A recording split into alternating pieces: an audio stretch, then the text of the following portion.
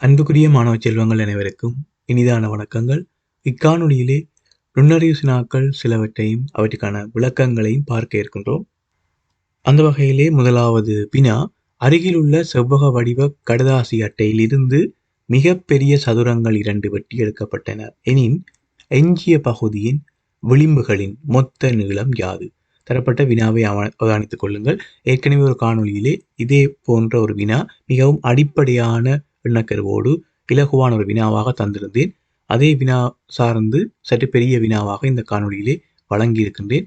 வினாவை நன்றாக கவனித்துக் கொள்ளுங்கள். ஒரு செவ்வக வடிவ கடதாசி அட்டை, அதனுடைய பக்க நீளங்களை கவனியுங்கள். நீளம் 21 சென்டிமீட்டர், அகலம் 6 சென்டிமீட்டர். இவ்வாறான பக்க நீளத்தை கொண்ட இந்த செவ்வக வடிவ கடதாசி அட்டையில் இருந்து 2 மிகப்பெரிய சதுரங்களை நாங்கள் வெட்டியெடுக்க வேண்டும். மிகப்பெரிய சதுரங்கள் 2 வெட்டியெடுக்க வேண்டும். முதலிலே மிகப்பெரிய சதுரத்தினை நாங்கள் வெட்டியெடுப்பதாக இருந்தால் அதனுடைய பக்க நீளத்தை எவ்வாறு தீர்மானித்துக் கொள்ள வேண்டும் என்பதை அவதானியுங்கள்.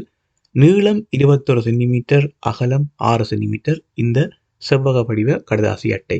இதிலே 21 சென்டிமீட்டரை நீங்கள் முழுமையாக பயன்படுத்தலாம். அதே போல 6 சென்டிமீட்டர் அகலத்தையும் முழுமையாக பயன்படுத்தலாம். எந்த பக்க நீளத்தை எடுத்துக் கொள்ளுகின்ற போது மிக பெரிய சதுரத்தினை உருவாக்க முடியும் என்று முதலிலே சிந்தித்துக் கொள்ள வேண்டும். அவ்வாறாக பார்த்தால் அகலமாக இருக்கக்கூடிய இந்த செவ்வக வடிவ கடதாசி அட்டையினுடைய அகலமாக இருக்கக்கூடிய 6 சென்டிமீட்டர் அளவுதான் நீங்கள் வெட்டி கொள்ள இருக்கக்கூடிய மிகப்பெரிய சதுரத்தினுடைய பக்க நீளமாக இருக்கும். இதனை விட 6 விட மேலதிகமாக அல்லது 6 விட கூடுதலாக எந்த ஒரு அளவிலும் தரப்பட்ட இந்த செவ்வக வடிவ கடதாசி அட்டையில் இருந்து மிகப்பெரிய சதுரத்தினை வெட்டி கொள்ள முடியாது. அதே நேரம் 6 சென்டிமீட்டரை விட குறைவான அளவிலே செவ்வகங்களை வெட்டி கொள்ளலாம். ஆனால் எங்களுக்கு மிகப்பெரிய சதுரம் தான் இங்கே தேவை. அதே நேரம் 2 சதுரங்கள் தேவை. ஆகவே 6 சென்டிமீட்டர் பக்க நீளமுடைய 2 சதுரங்களை, மிகப்பெரிய சதுரங்களாக இருக்கக்கூடிய அளவிலே 2 சதுரங்களை நான் வெட்டி கொள்ளுகின்றேன். தற்போது உருவை அவதானியங்கள், இதிலே நான் காட்டியிருக்கக்கூடிய உருவை அவதானியங்கள். இவ்வாறாக 2 மிகப்பெரிய சதுரங்கள் வெட்டி எடுக்கப்பட்ட பின்னர் எஞ்சி இருக்கக்கூடிய அந்த பகுதியை அவதானியங்கள். அந்த பகுதியினுடைய விளிம்புகளின் மொத்த நீளம், அதாவது அந்த பகுதியினுடைய சுற்றி வர உள்ள நீளம்தான் வினா. எனவே அந்த பகுதியினுடைய பக்க நீளங்களை பார்ப்போம். மிகப்பெரிய அளவுடைய இந்த செவ்வக வடிவ கடதாசி அட்டையினுடைய நீளம் 21 சென்டிமீட்டர். அதிலிருந்து 2 செவ்வகங்கள் வெட்டியெடுக்கப்பட்ட பின்னர் 12 சென்டிமீட்டர் நீக்கப்பட்டுவிடும். அவ்வாறு நீக்கப்பட்டால் எஞ்சியிருக்கக்கூடிய அந்த பகுதியினுடைய நீளம் 9 சென்டிமீட்டராக இருக்கும். அகலம் மாற்றமடையாது, அதே அகலமாகவே இருக்கும், 6 சென்டிமீட்டர். ஆகவே 9, 6, 15 சென்டிமீட்டர். அதே போல இன்னொரு தடவை இடம்பெறும், அதாவது 15, 15ஆக இருக்கும். இந்த எஞ்சிய பகுதியினுடைய விளிம்புகள் 9 சென்டிமீட்டர் நீளமாகவும் 6 சென்டிமீட்டர் அகலமாகவும் இருக்கக்கூடிய எஞ்சிய இந்த பகுதியினுடைய விளிம்புகளின் மொத்த நீளம் 30 சென்டிமீட்டராக இருக்கும். தற்போது நீங்கள் அந்த வினாவினையும் நான் இங்கே செய்திருக்கக்கூடிய இந்த முறையினையும் பிரித்து காட்டி தெளிவுபடுத்தி இருக்கக்கூடிய இந்த உருவினையும் நன்றாக அவதானித்துக் கொள்ளுங்கள். அவ்வாறு நன்றாக உற்று நோக்குகின்ற போது மிக தெளிவாக விளங்கிக் கொள்ளக்கூடியதாக இருக்கும். அடுத்த வினாவை அவதானியுங்கள்.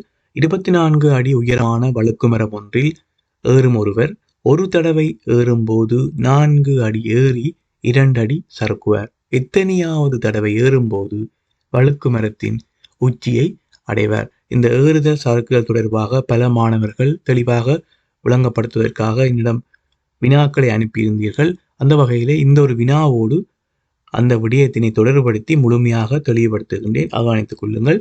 அதே நேரம் இந்த ஒரு வினாவை செய்வதற்கு ஒன்றுக்கும் மேற்பட்ட வழிமுறைகள் இருக்கின்றன. நான் இதிலே மிக இலகுவான ஒரு வழிமுறையை கையாளப் போகின்றேன்.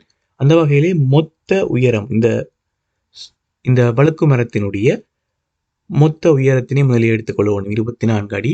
அதிலே குறித்த நபர் 4 அடி ஏறி 2 அடி சறுக்குகின்றார்.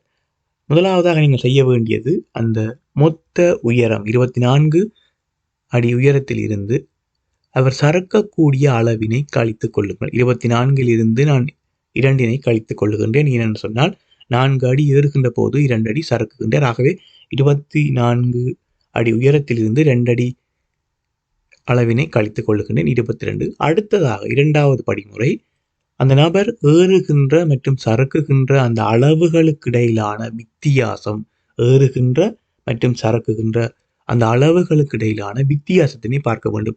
4 அடி ஏறுகின்ற போது 2 அடி சறுக்குவார் எனில் 2 வித்தியாசங்கள், 2 அடி தான் வித்தியாசமாக இருக்கின்றது. தற்போது நீங்கள் செய்து கொண்ட முதலாவது படிமுறை, 2வது படிமுறை இரண்டினை அவதானித்துக் கொள்ளுங்கள். இங்கே இருக்கக்கூடிய 22 22னை 2ஆலே வகுத்துக் கொள்ள வேண்டும். 22னை 2ஆல் வகுத்துக் கொள்ளுகின்ற போது நேரடியாக அவர் எத்தனையாவது தடவை ஏறுகின்ற போது உச்சியை அடைவார் என்பது எங்களுக்கு கிடைக்கும். நன்றாக இந்த செயற்பாடு, இந்த செய்முறையை அவதானித்துக் கொள்ளுங்கள். மொத்த உயரம், அந்த சரக்கு மரத்தினுடைய, அந்த வழுக்கு மரத்தினுடைய மொத்த உயரம் 24 அடி. 24லிருந்து அந்த நபர் சறுக்குகின்ற அளவை கழிக்கின்றேன்.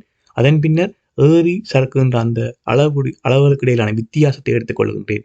முதலிலே பெற்றுக்கொண்ட அந்த பெருமானத்தை வித்தியாசத்தாலே வகுத்துக் கொள்கின்றேன். நேரடியாக எத்தனையாவது தடவை ஏறுகின்ற போது அவர் உச்சியை அடைவார் என்பது எனக்கு கிடைக்கும். ஆகவே 11வது தடவையிலே அந்த நபர் உச்சியை அடைந்து விடுவார்.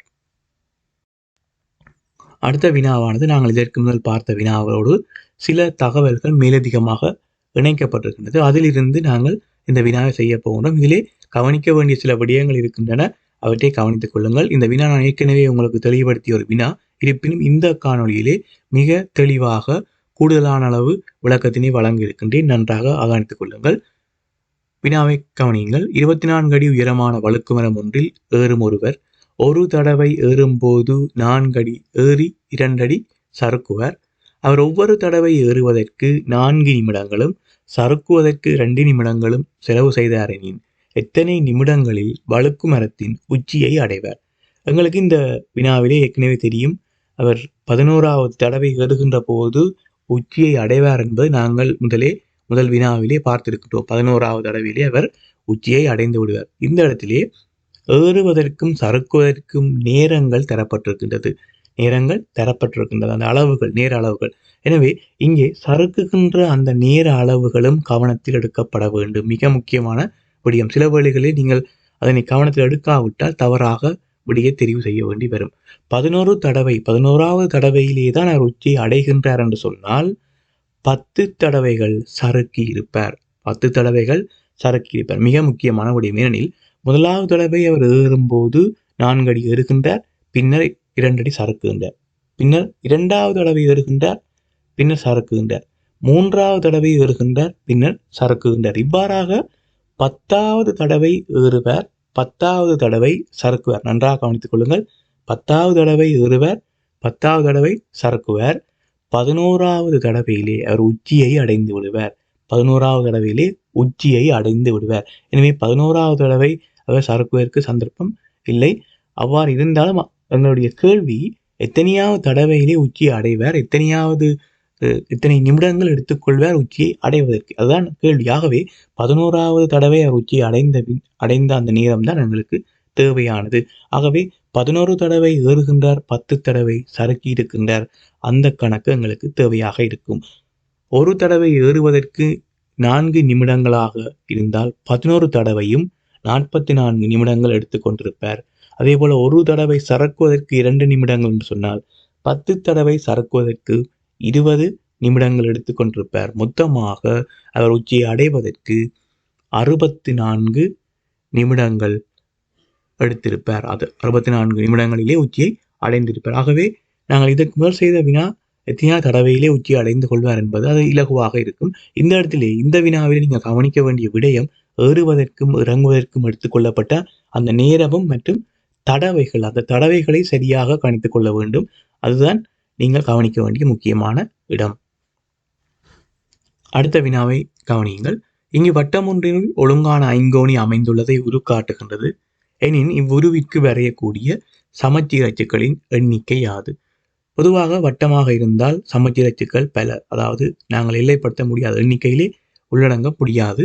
ஆனால் வட்டத்திற்குள்ளே ஒரு தள வடிவம் இணைக்கப்படுகின்ற போது, இங்கே உருவிலே தரப்பட்டது போன்று இணைக்கப்படுகின்ற போது அந்த தள வடிவத்தினுடைய சமச்சீர் அச்சுக்கள் தான் தரப்பட்ட உருவினுடைய சமச்சீர் அச்சுக்களாக இருக்கும்.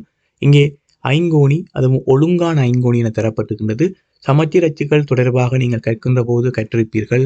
ஒழுங்கான தள வடிவங்கள் எத்தனை பக்கங்கள் இருக்கின்றனவோ அதே அளவு எண்ணிக்கையிலே சமச்சீரச்சுக்களை எங்களால் வரையக்கூடியதாக இருக்கும். உதாரணமாக இங்கே ஒழுங்கான ஐங்கோணி, ஒழுங்கான 5 பக்கங்கள், சம அளவான 5 பக்கங்கள், ஆகவே 5 சமச்சீரச்சுக்களை எங்களால் வரைய முடியும். இதில் வரைந்து காட்டுகின்றேன், அவதானித்துக் கொள்ளுங்கள். மொத்தமாக இது 5 பக்கம், எனவே 5 சமச்சீரச்சுக்கள், 5 சமச்சீரச்சுக்கள். ஆகவே இதனை நினைவிலே வைத்துக் கொள்ளுங்கள்.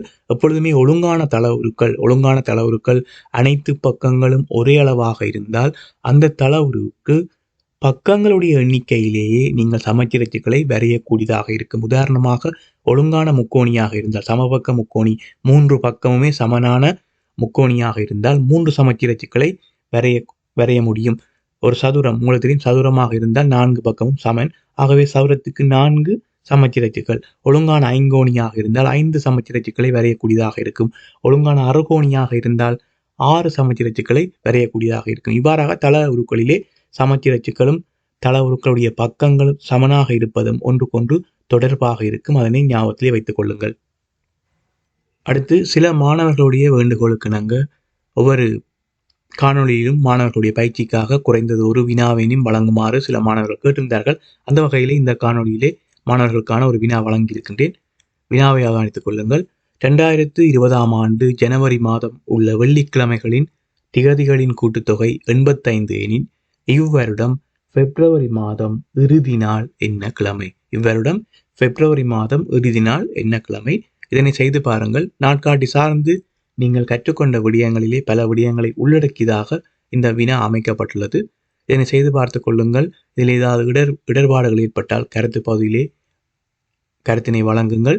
இந்த காணொலிக்கான விளக்கத்தினை அடுத்த காணொலியிலே நான் வழங்குவேன்.